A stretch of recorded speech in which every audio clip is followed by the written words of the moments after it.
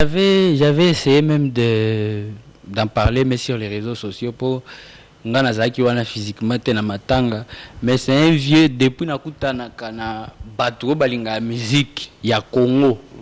C'était la première fois nakutana na mutu ya âge wana, pe ya rang wana, ya niveau wana en termes de aza excellence, aza ministre, et puis avant qu'il ministre, azaki déjà autorité à Mounene na Côte d'Ivoire. Et vous savez, la Côte d'Ivoire, c'est un pays qui nous a toujours accueillis.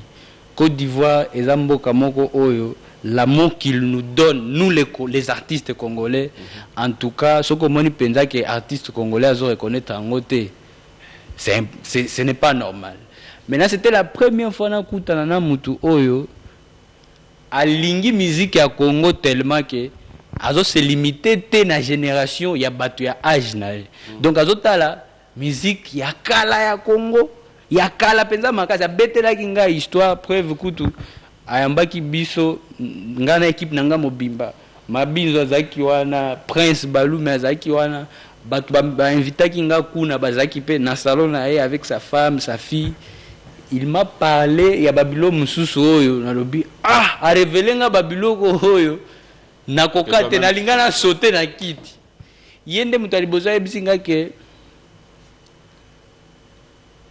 viena biso Josar Nyoka Longo beta nzembo moko selfie 207 ngana ebige na mutu nanu selfie ngaka quadra po hit mokili mobimba ayebisinga ke te Nyoka Longo abeta pe selfie soki 207 nga siko na envie wana koyeba po nazomona kete bya ojerenga ya oyeba musique ya Congo koleka ngandeli akotinga na YouTube alakisi penga na lobi bali na motema na yo sikoyo nga na otala na lobi wow yende artiste ayebisanga bon ça d'ailleurs bon ezape elo mususu a révélé nga na yeba penzate ayamba ba artiste na biso ebele boyebi bon ebele pete pour baza je pense compter ayebisanga lisolo moke juma wafanda pe na un de nos artistes ya awa kombwena te omoni semeno na sali en fait c'est semeno zela nazobeta lisolo nanga kobebisa ngote obeti yende mtu ayebisaki ngai ya Josar asala boye yo mtu lobi na kanisa ki vient na biso quadra comment est-ce que tu beta lisolo paix à son âme ya mowei tu veux commencer à te limiter na moi babilo ko moi mike non lisolo natika lisolo non mais après là tu vas choquer les téléspectateurs totika ngo papa wana to etali yonga leo na bonde l'hôtel le pack munyo to ko motema neza la bien o beta lisolo mowei komi ko bomba kasi mowei mais eza babiloko oyo nga au fait oyebi na musique na biso mon frère so baby si na continuera te na robeta choses à nos banques continuer par rapport au pays à respect à Moïse il faut tala ebi ba mission na biso pe mo ndenge ba histoire ya bien zaka ozo tala PM pardon kwambi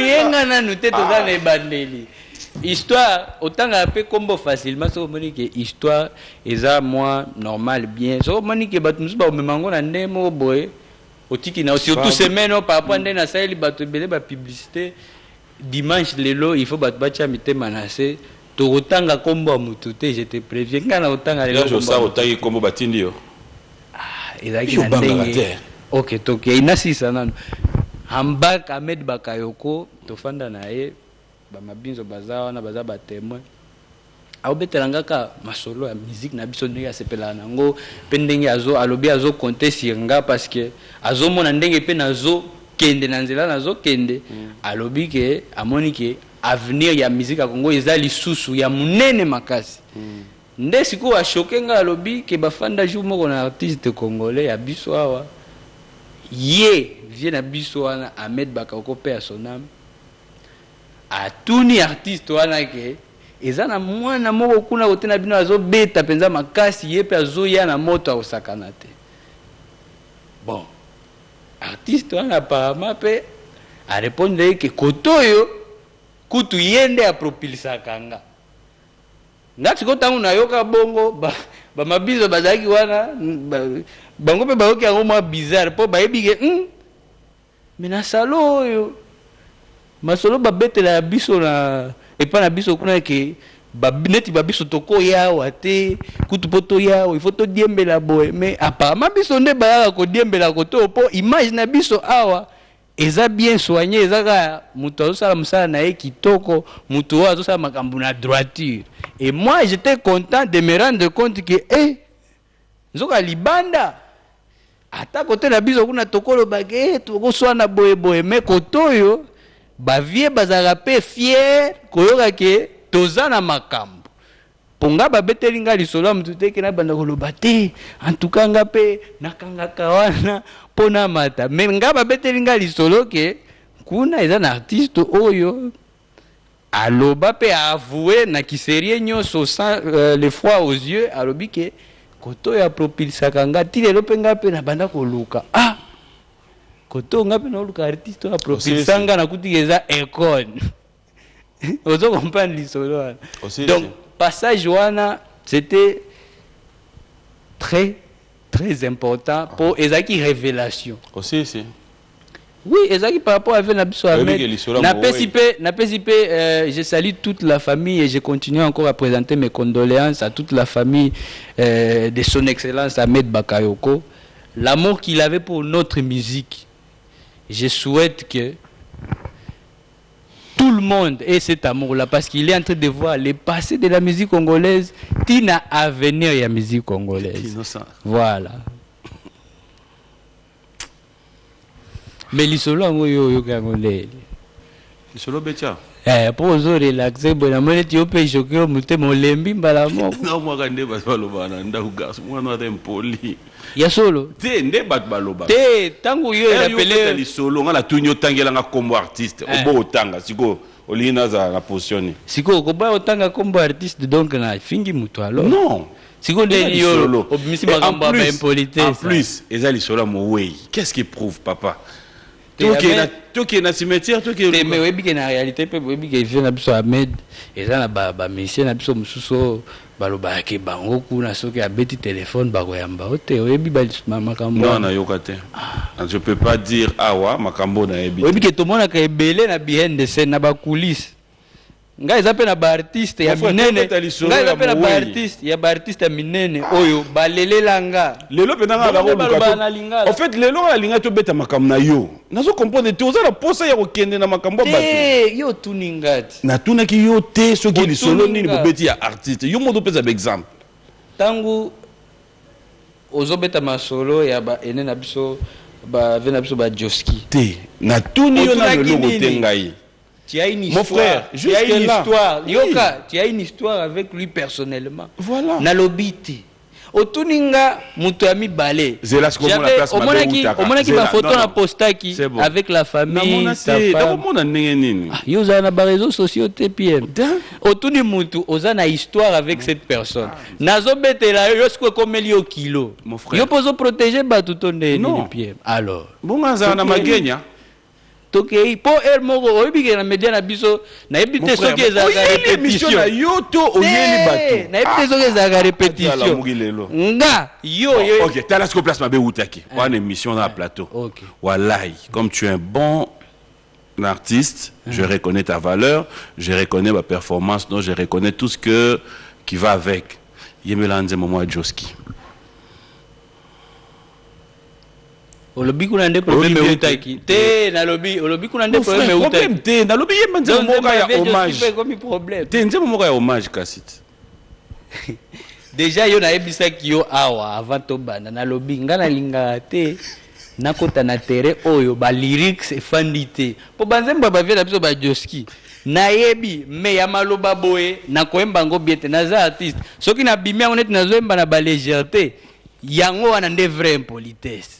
Mon frère, je préfère pour aller bango bien. Na kende fanda na ndako na répéter na zongeli yo juro ko yamba biso ndengo lobi biso ngana rebo neto yembi nzembo a vieux Josi. Lelo par rapport à rubrique anniversaire fidèle téléspectateur. On a bané bo fête anniversaire. Pour yo photo kitana mwandam. Boye lelo ko na mela wana. Te lo eza te PM yo moninga na zoto. Na lobi na pesi mbote pe na ba joyeux anniversaire pa frère Nanga Brian Gahizi. En tout cas, Brian Gahizi, je salue toute la famille, Karine Rougouiza, Larougue, et puis je salue Dada Claudine, Rougouiza, Roger, Alain Rougouiza, Ella. Je salue vraiment toute la famille, on appelle la famille Nanga. Et puis... le lopé anniversaire à Célo Scram. Il y a pas joyeux anniversaire. Il y a des artistes à mener dans le cannabis. Mais aussi les gens, les lots. Ouais. Là, lobby tout ramenant les lots. Ah, joyeux anniversaire. Si il y a quelqu'un data 10 mois, mon bimba, c'est pas un problème. Anniversaire. Dax Menaya, mais pas anniversaire. Nisha Moussé. Au lobby Dax Menaya, mais pas anniversaire. Théo aussi. Voilà, il bilay. Joyeux anniversaire à toi, mon frère Dax Menayame. Ceux qui il faut la peine à Junior Koulele. Pour yo, plan de Sagabango. Junior Koulele n'a encore payé joyeux anniversaire. Anniversaire paye à DG Gintoto. Joyeux anniversaire, Gintoto. Eh, bon avis la bise. Tu crées les caméras, non, il y a des poteaux bois qui. Donc, joyeux anniversaire à l'ambassadeur Moutamba. Il y a un peu bandat. Joyeux anniversaire à toute l'équipe. Il y a B1. Nandé la première fois dans le plateau. Première fois dans le plateau, donc, le lopé anniversaire à B1 musique. Ce qui est beau, il y a un qui pire. Nafandi. Innocent, mais blague à pas bloqué au mela. Et comme ben là, ça m'a yassé. PM na mela que le côté. Bon, le bagi, ni prince à personne angélingeli. Oh, na linga tena ça la bango publicité yo. Tous en a osé filmer biloko na YouTube. Ngana banda au fula bamar. Il faut pas solo là. Na mela elo côté molodo ya za normal. Yango bat balinga ba bamba ko mela biloko po makambo alo bakawana yete peut-être batindi était na normal. Tu es prête que tu ouvrir une émission à porte Nyon, parce qu'après, à te voir aujourd'hui, on est à l'aise. On a osé là. On est prêt.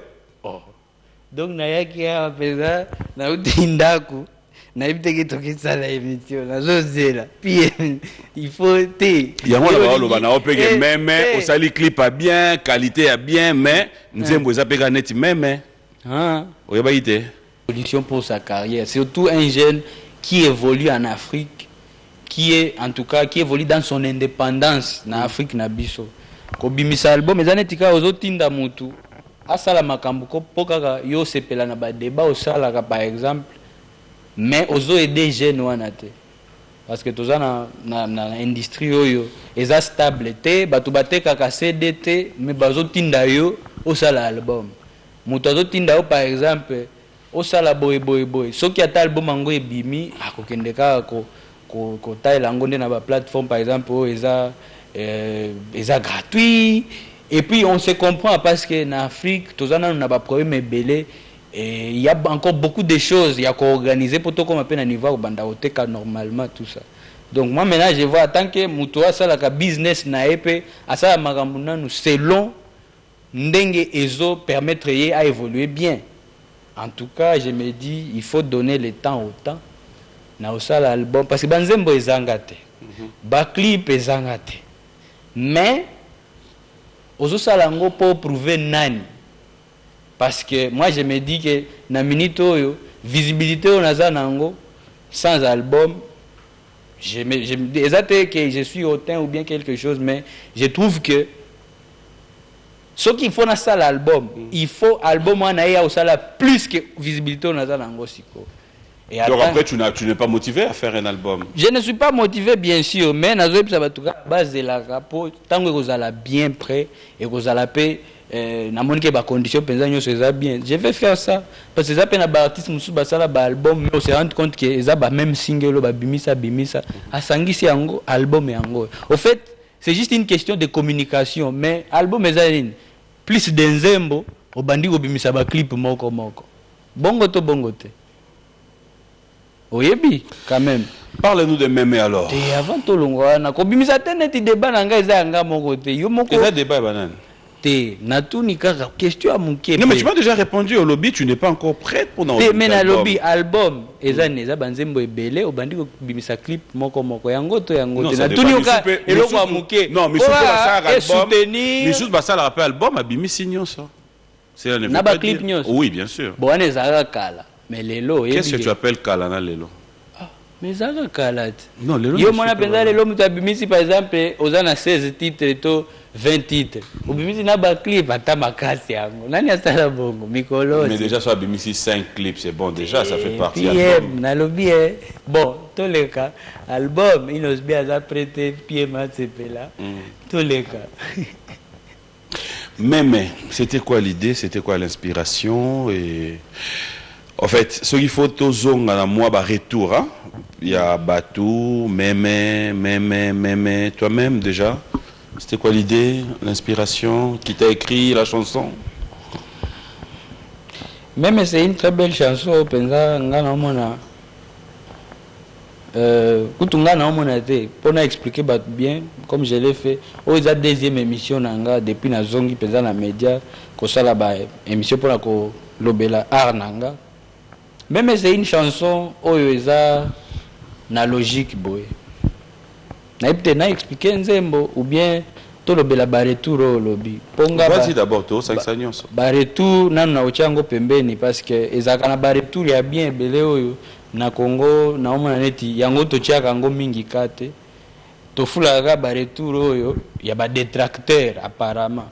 Pour ce que tali même ba niveau ba réaction à batu tina ba américain ba osala otala clip bandeti suka o réagir ba sali boy dans to kitoko awa penza ko fulango na ba émission na omona ngo rare metro lo bela mingi batu balobi nzembo esimbite yo yebi yango tina ndako oyebi nzembo ekende boy après partie yo ekota boy après partie ekota boy ti nzembo esili oyebi yango moloba esimbite. Donc c'est ça que biso tozo se focaliser wana. Mais derrière cette chanson, il y a une vraie logique par rapport à Tabanzemba Robini. Ça, c'est une très belle chanson. Même elle a qui s'inini. Même elle a mouton. Tabaza chèvre. Et si Kabazo, Katantaba Moutou, même Azo, là. On est parti. Oh, ils ont na force en Zembo parce que ils ont conclu le loco nazo lobela dès le début en Zembo. Na lobby. Ezalaka kobala na mungwa lelo bokomisa ngombongo. Donc alezaki kobala symboliquement lelo comme business ala bobwakiza moto ya bwanya bolobi ya kufa kabamia boboy mutu sagesse bino bolanda kaka mutu amutuka to mutu moko boya ye na ba trafic ya ndeka pesa elengi boyebi teke mutu kana peut-être ayaki nango. Et comme la bino kalateli tout occupé ko la chauffeur nango me boyebite.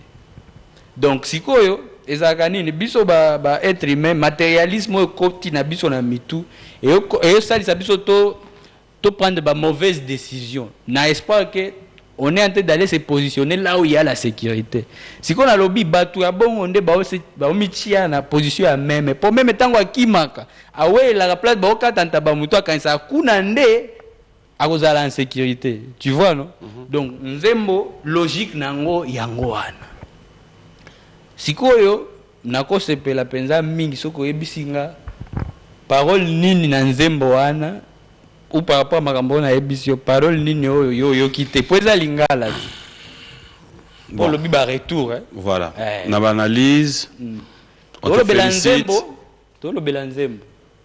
Donc, tika la peine en zéro. Mais ça nous bien. Kolobana nous clip mon frère. Ça nous bien. Toi clip parti à clip et au kolobelango mais lobelana nous nzembo na yo. En fait nzembo balobi hein. Eza nzembo mo penda ya bana, eza na fonte. Yo pepe baloba eza nzembo abana.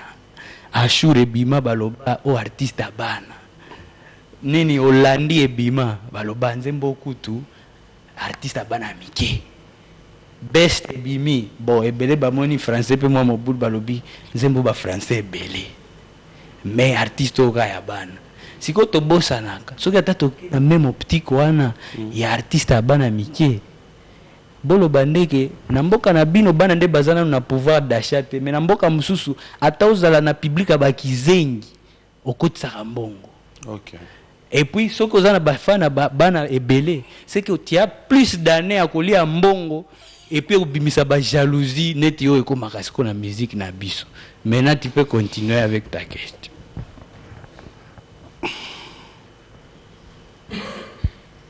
Et c'est Oui. Oh, ya bana wana. Oh, personnellement, quand tu conçois kosala nzembo, et dans la na ba parolier pe ba yara ba vandisio ba ebisho ba bi nzembo oyo, moi texte yango yo. Oui, bien sûr. Pour les lingala, lingala est la langue nangali. C'est une langue que je dis toujours. Je suis en train d'apprendre, mais en faisant des hits avec. Donc, j'ai toujours besoin à Batu Oyo. Bazana plus de, pardon, Bazana plus de connaissances dans la langue. Et je travaille plus avec Koudia jusque là, Koudia Capella. Et puis, j'ai déjà aussi à travailler quelquefois avec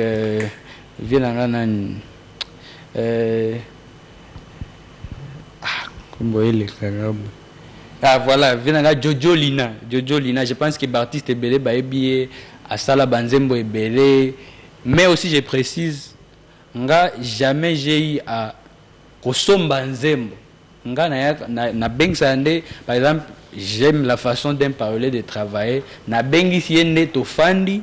Nzembo déjà yango to bandasko ko luka maloba selon vision nanga po yako yela mtu nzembo na ipte soki euti wapi ko kipe ko zala mtu mususu aembango na koka ba pression à bongo te. J'aime toujours quand même proposer biloko oyo et kokende vraiment na vision nanga. C'est pour ça que quand je travaille avec des paroliers, surtout mi baleo na ebisio to fandaka nzembo déjà eza na lobinde sikoyo place nga na se sentir bien na mona ke parti o lingala o etelema bien te to bongisa ngo selon vision nanga a proposer ba idée nga pe na yena ba idée ako traduire lenga ngo et puis on avance comme ça.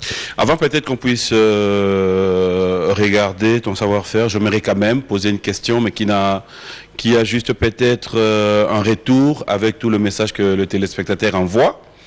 Il semblerait que il s'est passé un voice où tu as été dans tous tes états en train de reprendre des gens que tu traites de détracteurs. Je n'étais pas dans tous mes états. Mais ça, voice, on a atteint la page moko et ça a géré na ba jeune. Et puis voilà quoi. Qu'est-ce qui se passe?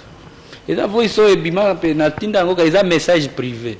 Et puis il fait publier ngo déjà. Donc biloko tout na lobby na audio na je pense que c'est la vérité parce que yango pende basale laki.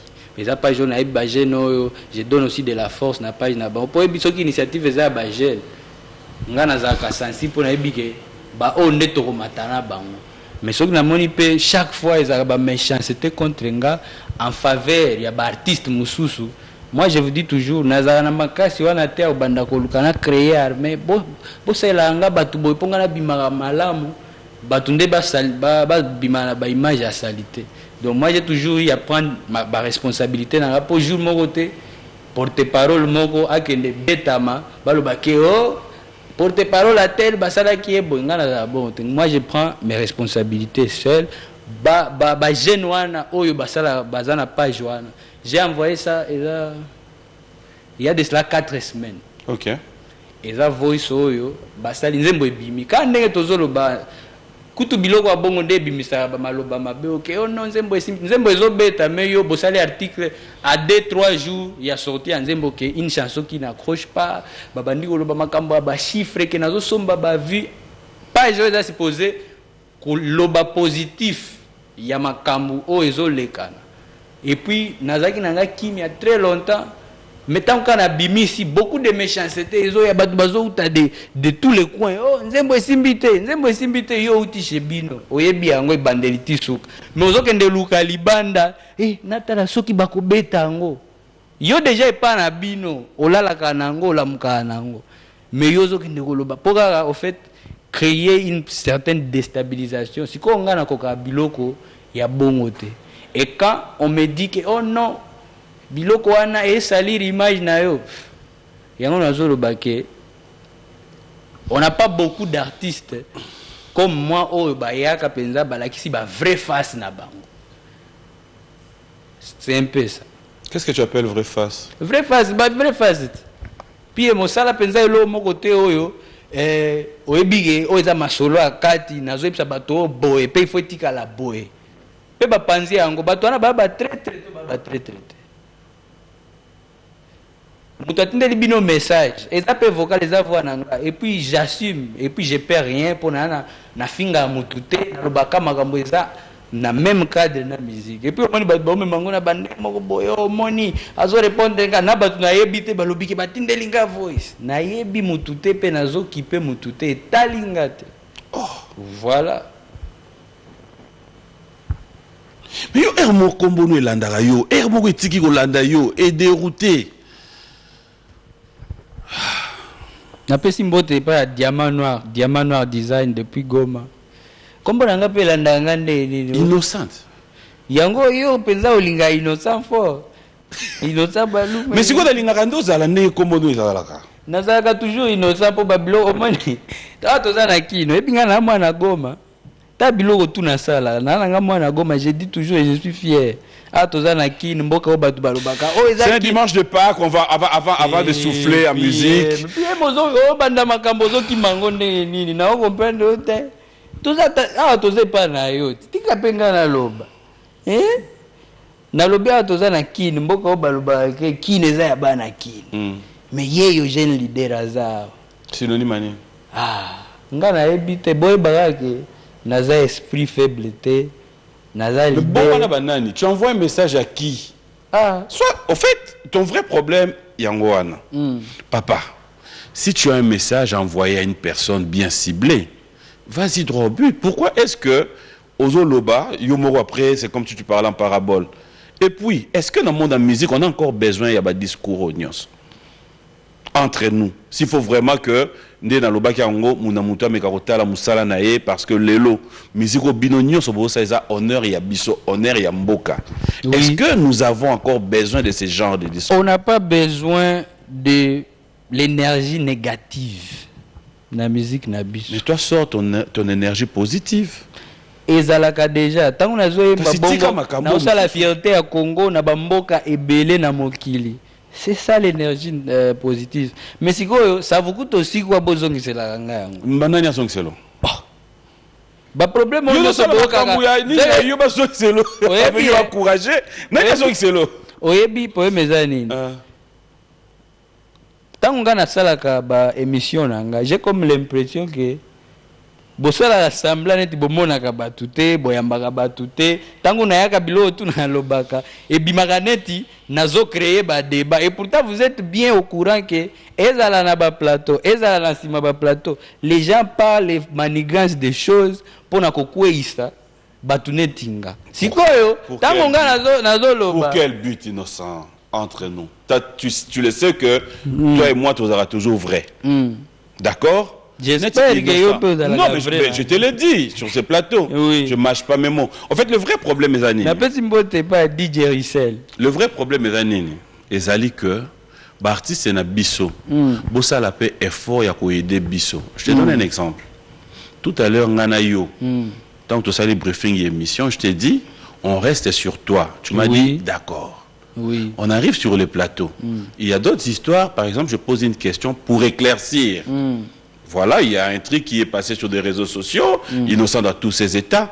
Là, on en a juste besoin, il y a moins de précision. Ah non, on est d'accord. Précision, on appelle si yo qui a noté. Ah, mais si autant où yo qui a précision, yo monso bandi sous basa la kabasambla. Tango babawana bisoté. Nazo protéger pe batu mususu. Pour les gens sont très sensibles na Congo. Batu bakoka makab déjà au diwana ndenge et la musi batu de batangi kombo na yo pe penza il faut répondre les cas na TV la musi na batu. Bon, un moment après la monaka total à côté positif. Je suis quand même quelqu'un oyo azo mené pe génération à munene. Donc des fois il faut que la musa batsoki balali ebele o la musi bango ka mukie mais nandenga bien. Je ne vois pas de problème. Moi je ne vois pas de problème. Et puis boye bapé que comme je le dis toujours, les musiciens ce sont des musiciens d'abord. Ba relation ba musicien botala rango pe net ba relation à mutu nyonso. On n'est pas tous des amis. Boye biango. Ngana edabino ka comprendre la réalité à makambo parce que j'ai comme l'impression que tu as retourné sur Babilo moko ekozwa solution te. Ozoeb sa mutu. Oh mais toi vraiment, tu ne trouves pas que nte so moni mutu okende na nzela na utiki enano peut-être kuna nde amona ke OK. Mais est-ce que tu es conscient que Binonio Sobosa la fierté à Mboka? Kasi yango, si on a pekisi nani. Mais dans ce qu'on dit, l'union fait la force. Pourquoi ne pas s'unir pour faire cette force? Maintenant, s'unir avec qui aime qui.